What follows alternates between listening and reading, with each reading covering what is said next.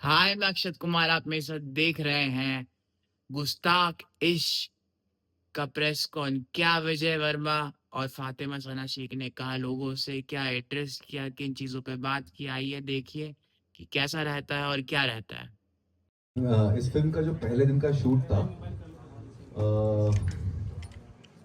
क्या नीचे करना है उनको थोड़ा सा?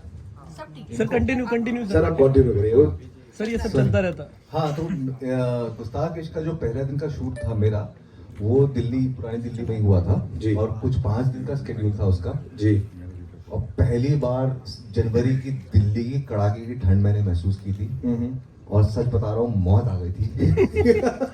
फिर मनीष मल्होत्रा के ऑफिस से आए खतरनाक थर्मल्स अंदर तक जो गर्मी दे सके जी। उसके बाद सांस में सांस आई और काम हुआ। और इतने भारी भरकम शेरो शायरी मुझे करनी थी इसमें। तो डायलॉग याद करने में मैं फोकस नहीं कर पा रहा था क्योंकि बहुत ठंड लग रही थी जी। तो उस टाइम पे किसी ने बताया कि आप ये जो सरसों का साग और मक्की की रोटी है उसका एक असर होता है आपकी जी। शरीर पे। फिर मैंने वो खाना शुरू किया और उसकी वजह से बहुत राहत मिली। राइट, ये भी एक नुस्खा है अपने आप को अडॉप्ट करने के लिए अकॉर्डिंग टू वेदर। गुड़ और मिर्ची और अचार। बिल्कुल, दैट्स स्पेशली।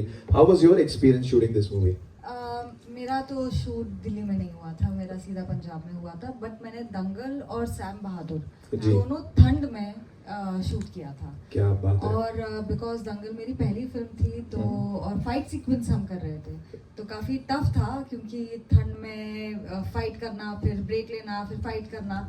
बट क्या मज़ा आया क्योंकि इन दी एंड जो आप आराम से टिका के खाते हो ना, दिल्ली में जो भूख लगती है ठंड में, वो बॉम्बे में नसीब नहीं होती क्योंकि वहाँ पे माहौल मतलब whether through out the Pleasant year रहता है। प्लेजेंट ही रहता है, अच्छा रहता है काफी। Right. बट ये एक्सपीरियंस नहीं होता है कि गर्म कपड़े पहने या ज्यादा खाए और बुरा भी ना लगे। और चाय भी रस के पिएंगे ना, दिन की एक कप या 3-4 कप चाय। अभी मैंने बैठ के पी लिया कुल्हड़ में। Okay. बड़ा मजा आया मुझे। बड़ा मजा ये है। 5 इंटरव्यू किए और 4 कप चाय पी गई। हाँ, और मतलब एक में था कि माइक पकड़ना था, मैंने कहा यार चाय पीनी है, माइक डिसीजन नहीं ले पा रही थी तो मैंने ऐसे दोनों हाँ बोलिए That was fuel to you this day. But मैं आपको बताऊं, दिल्ली की सर्दी फिर शुरू हो चुकी है। दो इट्स नवंबर, इतनी ठंडी की ठंड शुरू हो चुकी है। फिर ठंड के मौके पे यहाँ है दिल्ली में। बम्बई वालों के लिए ठंड है ये। हाँ, राइट। अच्छा, आप लोग तो टी शर्ट्स में घूम रहे हो बट मैम कुछ तो बहुत ही अभी जुझारू है, अभी पता लगेगा सवालों से। लेकिन एक आखिरी सवाल before I open the mic to them. जब ये डायलॉग्स की आपने बात की, स्पेशली शेर और शायरी करी, that's a different genre all together sir, और एकदम डिफरेंट एरा में शुरू हुआ है। कैसा प्रिपरेशन था आपका? कुछ नहीं, वापस किताबें खोली जो नाटक के दिनों की या फिल्म स्कूल के दिनों में जो किताबें इकट्ठा की थी, जो मैं पढ़ता था एक टाइम पे उससे, लेकिन टच टूट गया था जी। उसको वापस निकालना पड़ा क्योंकि पढ़ना है मुझे शेर व शायरी, और पढ़ना किसके सामने है? नसीरुद्दीन शाह के सामने पढ़ना है। तो एग्जैक्टली। तो I had to do my best, I had to do something in which I you know I'm proud of, and I cannot do something जिसकी वजह से रीटेक हो उनके सामने। तो मैं एक्स्ट्रा प्रिपेयर होके गया था। Right. मेरे जो डायरेक्टर हैं फिल्म के, विभूपुरी, वो खुद बहुत बड़े शौकीन हैं शेर व शायरी के, और खुद अपने आप को विभूपुरी दहलवी कहते हैं। वाह। तो खुद का उनका तखल्लुस है और खुद लिखते भी हैं। इस फिल्म में कुछ शेर उनके खुद के लिखे हुए हैं जो मैंने बोले हैं या नसीर सर ने बोले हैं। तो मुझे बड़ा मज़ा आया। गुलजार साहब की किताबें निकाली, मिर्ज़ा गालिब पढ़ा, इकबाल, मीर, ताकि मीर, जितने भी महान शायर हैं, और हमारे फिल्म के स्क्रिप्ट में जितने शेर थे वो सारे मैंने रटना शुरू कर दिए। क्या बात है। मैं आपसे पूछना चाहूंगा, जब आपने सुना टाइटल गुस्ताख इश्क, कुछ पहले जैसा क्या थॉट था? पहला थॉट क्या था दिमाग में? कुछ पहले जैसा mean something is being repeated but in a new different manner, और it's gonna be same old soul side story? जब भी स्क्रिप्ट आई थी तब इसका नाम गुस्ताख इश्क नहीं था, उलझुल इश्क था। क्या बात है। जी, जो हमारी फिल्म का गाना है जी। तो वो था, बट वो इतना उलझुल सा था नाम कि मेकर्स को लगा कि गुस्ताख इश्क ज़्यादा रिलेटेबल है और बहुत ही जल्दी से समझ में आएगा। Right. बट इतनी वो उलझुल इश्क सबको पसंद आया गाना और इतनी आसानी से चिपक भी गया है। सो ये कहानी है। कुछ पहले जैसा तो स्क्रिप्ट में लिखा हुआ था, कहानी में बेसिकली ये है कि प्यार ना बहुत आराम से होता है, शिद्दत से होता है, टिका के हो रहा है। और सिर्फ दो लोगों के बीच में नहीं है, दुनिया के साथ भी है। शेर व शायरी, पोइट्री, इनकी और नसीर जी की जो दोस्ती है उसमें भी बहुत बहुत प्यार है।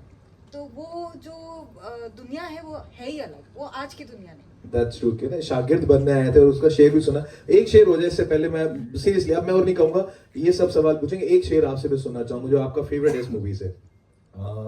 फेवरेट इस मूवी से ठीक है, जो ट्रेलर में है वो तो आपने सुन लिए, कुछ जी। ट्रेलर के बाहर का सुनाता हूँ। जी बिल्कुल, विल बी लविंग। तो अर्ज किया है, इरशाद। जीस्त के पेच और खम, जीस्त मतलब जिंदगी, पेच और खम मतलब उतार चढ़ाव या टेढ़े मेढ़े रास्ते। जी। जीस्त के पेच और खम, ये गम उफ कम नहीं होते। जीस्त के पेच और खम, ये गम हाय कम नहीं होते। वो तो हो जाते हैं वो, हम नहीं। हाय हाय, क्या गहराई है, क्या गहराई है। एक बार जोरदार तालियां बन दिया, एक बार मायने रखते हैं और किस शिद्दत के साथ में बोले, किस फील के साथ, और ये कहीं ना कहीं आपकी जिंदगी से भी ताल्लुकात रखते हैं लफ्ज जो है इसके अंदर। मेरे ख्याल से हर शेर व शायरी का हर इंसान की जिंदगी से कोई तारुफ होता है जी। क्योंकि शेर वो बात बोलता है जो प्रोज नहीं कह सकता। राइट। वो बहुत बड़ी चीज को बहुत सरल तरीके से पहुंचा देता है। बहुत गहरी बात है, बहुत गहरी। बड़ी सर्जरी नहीं होती, बहुत माइनर सर्जरी करता है। Right, but impact is deep enough. Right, मेरी तरफ से इतने सवाल थे, मैंने तो पूछ लिया। अब हम फ्लोर ओपन करते हैं for the media people, they will be asking questions, they are open to it. And Shailesh ji, आप हाथ ऊपर करेंगे, माइक आ जाएगा आपके पास और फिर आप सवाल पूछ सकते हैं। बोलो राजू, इधर दे रहा, इधर मत।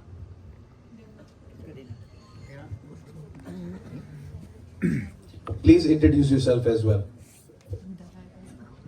हाय सर, तो Shah this side.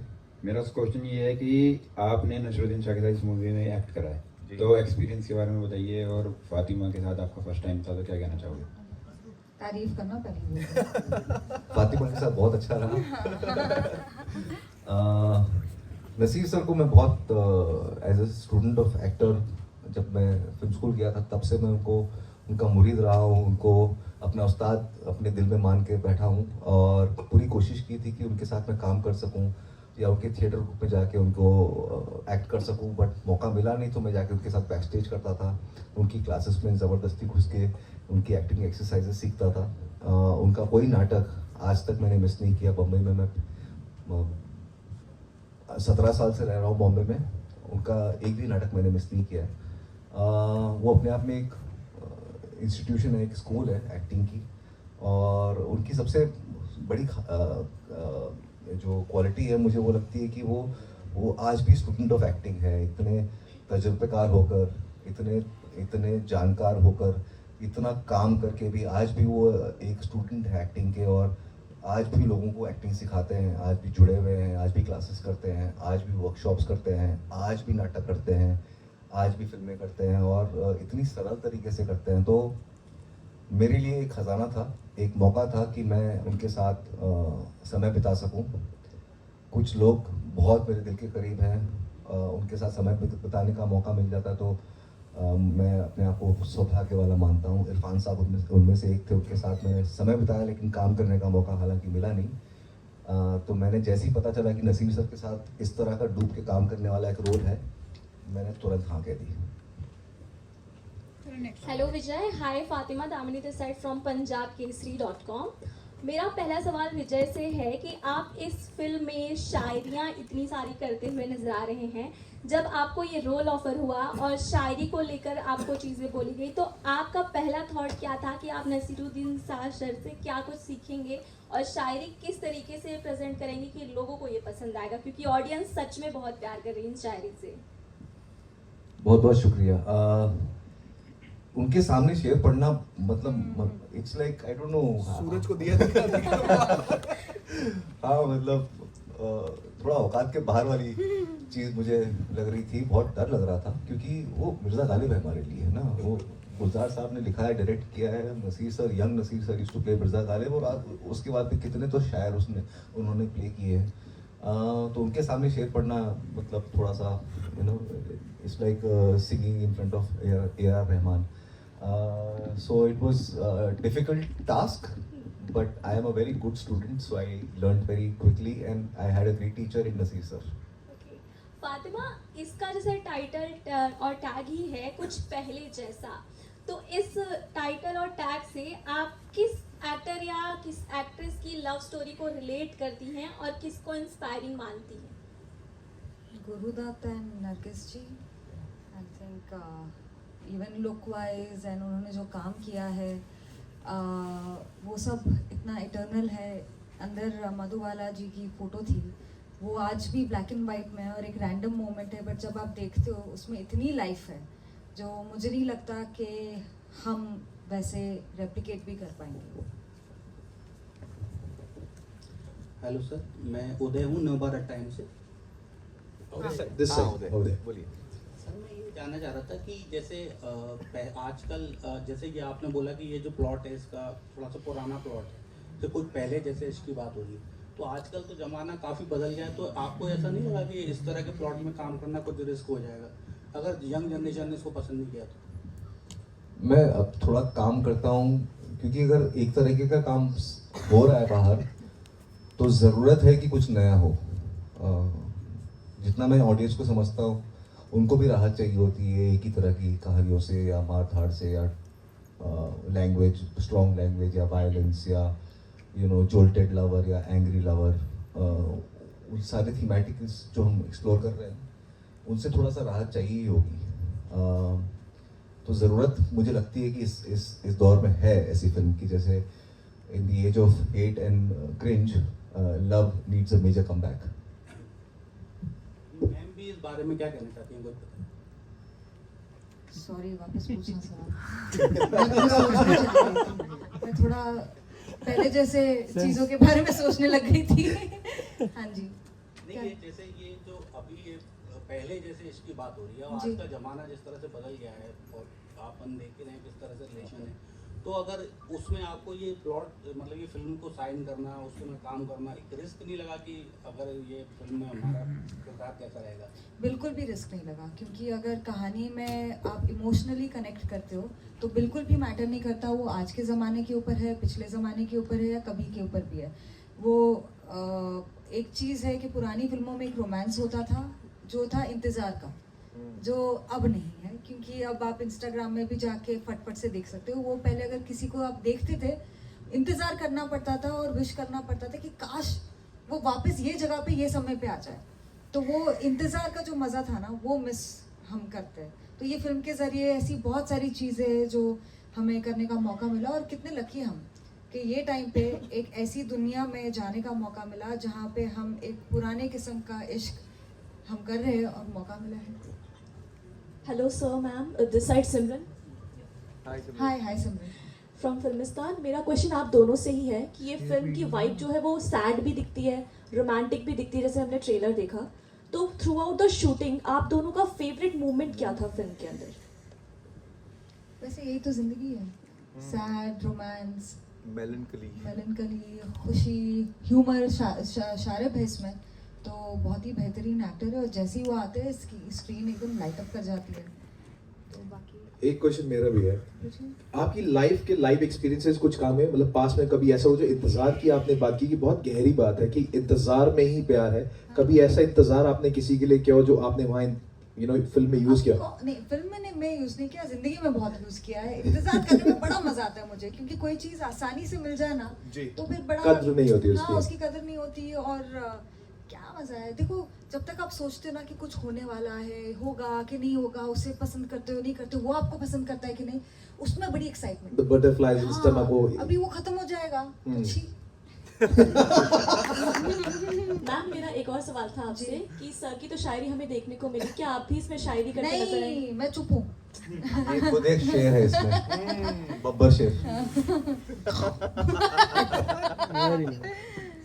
Hi guys, I am Yatin Raj from HM Digital Reviews. मेरा सवाल एक्चुअल में फिल्म को लेके ये है कि आप इस फिल्म से विजय एंड फातिमा दोनों क्या मेमोरीज लेके जाएंगे अपने साथ, जानना चाहूँगा. क्या मेमोरीज क्या क्या लेके जाएंगे थ्रू द फिल्म या थ्रू द फिल्म. कि मुझे काम करने का मौका मिला नसीर जी के साथ, विजय, फिर ऐसे गाने लिखे गए मेरे किरदार के ऊपर, आप इस धूप में, लिखे गए गुलजार साहब से और विशाल जी ने कंपोज किया है. तो इससे ज़्यादा खूबसूरत बात, और ये वापस मौका मिलेगा कि नहीं पता नहीं, तो मैं तो बहुत खुश हूँ. क्या मेमोरीज लेके जाएंगे?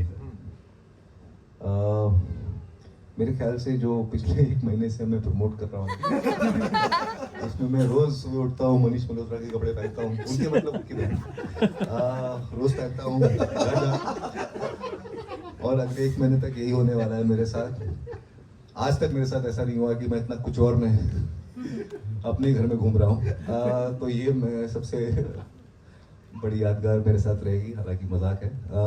मैंने जैसे बताया कि इतने शातिर, इतने ज़बरदस्त, इतने धुरंधर, इतने कमाल के कलाकार एक साथ आके जुड़ते हैं. दोबारा ऐसा होगा नहीं होगा हमको नहीं पता. तो ये एक मेमोरी तो बनी गई. मेरे ख्याल से इस फिल्म के ज़रिए मैं मेमोरी लेके जाने से ज़्यादा मेमोरी दे के जाना चाहता हूँ. एक और चीज़ मैं कहना चाहूँगी कि हम लोग कल से प्रमोशन कर रहे हैं, फिर ट्रैवल करके आए, बिल्कुल सोने का मौका नहीं मिला. पर जितने भी हमारे इंटरव्यूज़ हुए या जो भी मीडिया के साथ इंटरेक्शन हुआ है ना, सच में बहुत मज़ा आया है. जो सवाल पूछे गए, इतनी मस्ती है यहाँ की हवा में इतनी मस्ती है सवाल में भी. तो thank you so much. Thank you as well. Hello, मेरा नाम राजेश है, मैं टोटल खबरें से हूँ. इधर विजय जी सामने, इधर एकदम front पे, सामने, आपके एकदम सामने. सामने, इससे ज़्यादा सामने और क्या हो सकता है. अच्छा, आपने जो है कि आपका जो है कि दिल्ली का जो है और सना आपका जो है कि पंजाब का जो है, क्या आपका एक्सपीरियंस रहा, थोड़ा उसके बारे में शेयर करिए शूटिंग के दौरान.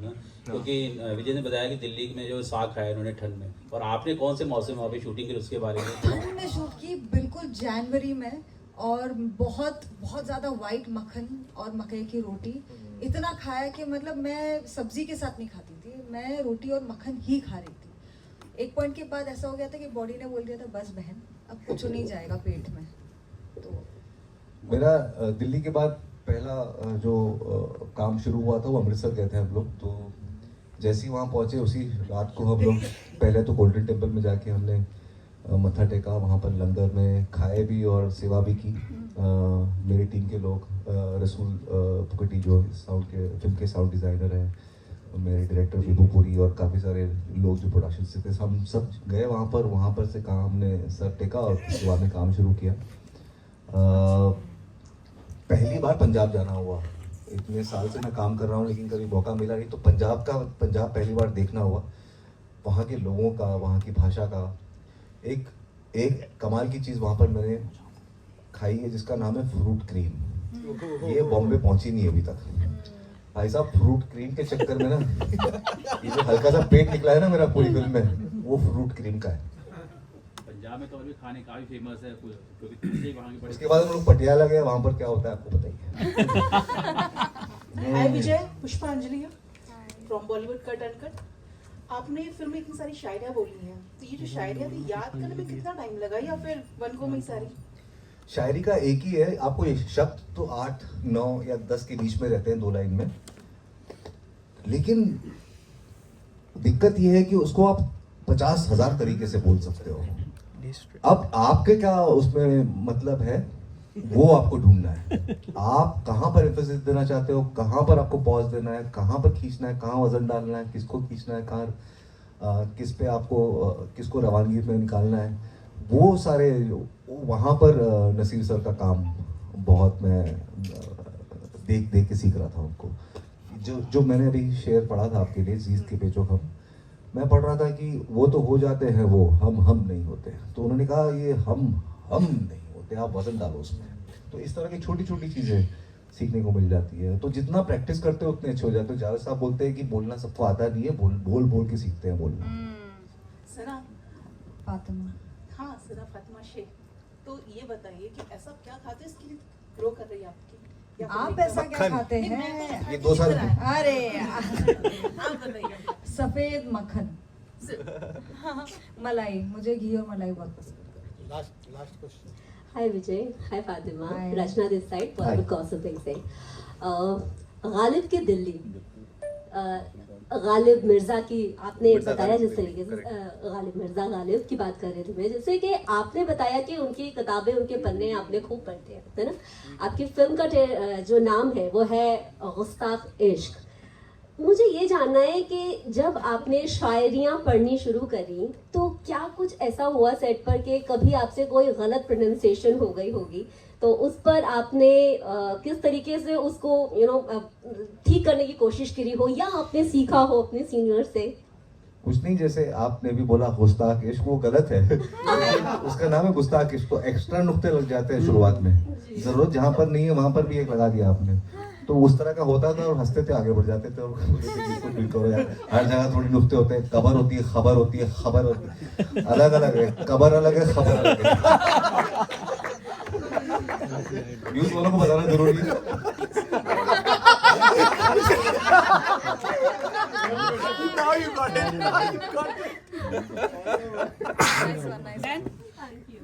Thank you so much.